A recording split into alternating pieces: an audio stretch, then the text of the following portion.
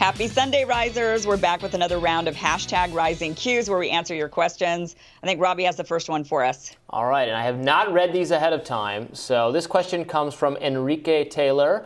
Do you think China will ever be adequately held accountable for its role, purposeful or not, in unleashing a pandemic? What, in your view, does that accountability look like? Sanctions, tariffs, etc.? I wouldn't want sanctions, tariffs, those kinds of things, because I think those just punish the people of China for their government's failure. I mean, accountability would be the Chinese Communist Party government collapsing and having a free China. That should happen regardless of their responsibility in the pandemic. I don't know that that's ever going to happen. Certainly, we want confirmation that this did come from a lab, which we don't know for sure. We all have varying levels of confidence in whether that's the case, but I would like to know for sure. Some people are like, it doesn't really matter where it came from. Yeah, it does. So I would like to know for sure. Or if it's not from a lab. I would say first we'd have to know for sure. I mean, I think that there's plenty of evidence to suggest that it perhaps came from a lab in China, but we don't have confirmation of that. And before we go around trying to punish and warmonger like we normally do, our great all-American ways, we probably should have some confirmation first. I mean, that's so I think that's first. I would like to just allow for an investigation, a real true investigation, but also to China's point, and they say, well, then investigate your labs as well. Okay, fine, fair enough. I think everything should still be investigated. And go after the bat too. Try to find the bat. Right, that bat's probably dead.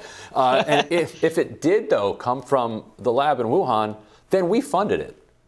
So it makes it hard for us to be like, sanction ourselves. How dare you? You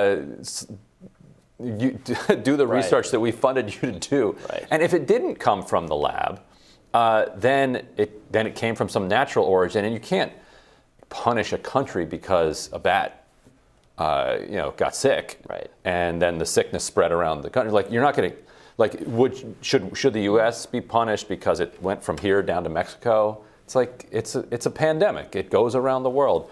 So to me, I think you got to figure out what happened, and the answer is no. Right. All right, let's see. Emma Miami Money asked if you could see a televised debate hosted by Joe Rogan between any two living figures on any topic, who would it be? Oh, I would definitely, for one, put Trump in there, because you just got to see how Joe Rogan would handle Trump, in Trump's ways. So I would say Trump and Hillary Clinton. I would like to see another round of that. Yeah, another round of that. But Trump being Trump, and then seeing how Joe Rogan tries to manhandle Trump. Brutal. I mean, I would want to see the battle had on some of this COVID stuff. So Fauci versus someone who's very, very smart. Not some kind of like very far to the right person, but like maybe a more mainstream person. Like we had that David Zweig on earlier this week or last week on childhood vaccination, that stuff. Somebody like him to argue about some of these mandates and some of that kind of stuff. That's what I'd like to see. I'd say like Vinay. I'm not saying his name right, but Dr. Vinay Pradesh. Oh yeah, he's great. I follow him on. How do you say his last name? I don't want to say his last name. Like Vinay Prasad. Right. Yeah, Prasad, he's terrific. Okay, yes. That's a great one. That would be be a fun one. Mm-hmm. Yeah. I went close to what Kim did. I'd like to see Putin and Hillary Clinton. I want to see them in a room together. Fireworks. But I mean, Putin, he doesn't really say. Putin just sits there. He's not like, he's got that deadly it would be a memeable start to finish, I think. That would be a good debate, I think, with anybody. But I would, but don't you want to see like Joe Rogan, who's like Joe Rogan in his MMA self, sort of like get in with somebody who's like Putin not speaking English would that might be a bit of a problem. Fun. Right. But I want to. Who would be really fiery on the left? I mean, Hillary is like okay, but maybe I'll change my mind. Trump with like who's like Trumpian? Hillary, Bernie again. They still hate each other. Maybe Trump and Bernie. That would be a good one. That could be fun. As long as we're talking about theoretical debates, I should plug. I have 2 debates coming up that people can get tickets to if they're interested in. I'm doing a debate against Jonathan Haidt, a psychologist, Jonathan Haidt in New York, on big tech on February 17th. If you Google it, you can get tickets for it. It's in New York. Google Robbie Suave, Jonathan Haidt. And then I'm going to Dallas to debate Josh Hammer, also on big tech stuff. And that is later in February.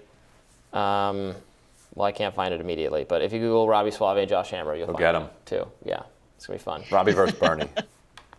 Anyway, sorry for that self-promotion. Why don't we have Robbie in the debate, right? Robbie and Bernie. There we go. Last but not least, Chuck Miller asks, how do we break up the two-party monopoly or duopoly? And if successful, will this ultimately create more or less division? Tough.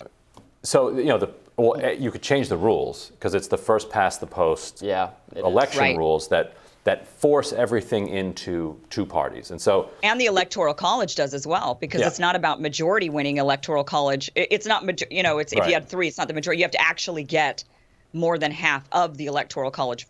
Right. And so if you did break up the two-party system, within a cycle or two, you'd have a two-party system again. It would be two different parties. That's exactly what happened when the Whigs collapsed. And then a whole bunch of parties tried to fill the void, and the Republicans are the ones that emerged from that. And so that shows the process. You can't create a third party that then displaces one of the two major parties. You have to have one of the two major parties collapse, and then an outside party can come in and fill that void. But the rules would have to change in order to allow for a 3 or 4 multi-party system. And we've had multi-parties in the past. I mean, Abraham Lincoln, when he was running for president, there was 4 major parties that took quite a bit of the votes. But ultimately, the problem is that Electoral College, I think, we've got several layers of issues that would that prevent really kind of creating more of that multi-party system. But one of the big ones being the Electoral College. Another one being there's no, you have to change the rules, but who's going to change the rules? Because you got all the legislatures in the country are filled with Republicans and Democrats who have no desire to give up their power. There's nothing they more agree on than that there should not be a third party in the mix. Right. That's right. Yeah. Yeah, no, each party agrees that the other should have to deal with a minor third party on its flank. Right. Yeah, no, we need a proportional. We need the elections need to be proportional. You need to have if you get 16% of the vote, then you have 16% of the representation in Congress or whatever, and then you could have a third party emerge. But you have to have you have to win outright to have any representation whatsoever. So it's a huge problem. People like me, I'm a third party voter. I've always been a third party voter as well. Yeah. But right. There's never. We do need to change the rules, but then who's going to change the rules? I guess we could try to do it by referendum, but I think only some states allow that. I mean, you have to get a certain amount of the vote to qualify for public funding, like to have your campaign publicly funded. So the parties, the people in charge right now, can just set that limit arbitrarily high, so no one else can ever make it. And then there's ballot access issues, and I mean, it's so many layers you'd have to fix. It's not one problem; you have to fix like 5 at once. Yeah, it's real bad. And again, I think a multi-party system has a lot of advantages over our two-party system, which is so butting heads, and so you can actually you have other countries that have many parties end up having coalitions around issues around like Israel just had this massive coalition where like everyone from like the far right to the far left just hates Netanyahu and forms this temporary coalition to just get rid of him. And you have a lot of more interesting kind of cooperation and that kind of stuff happening in virtually every other democratic country. We just have this system that. But then you end up with leaders like in Canada, for example, where I think Justin Trudeau really only represents like a quarter or a third of Canadians. Because of that system. So even though he was able to maybe create a coalition inside Parliament, but there's still the issue of you don't have a leader that very many people actually voted for. Although even Joe Biden, he got 80 million votes, which that's a third of people eligible to vote. That's right. So because we have such low voter turnout, which is related to our party system. Right.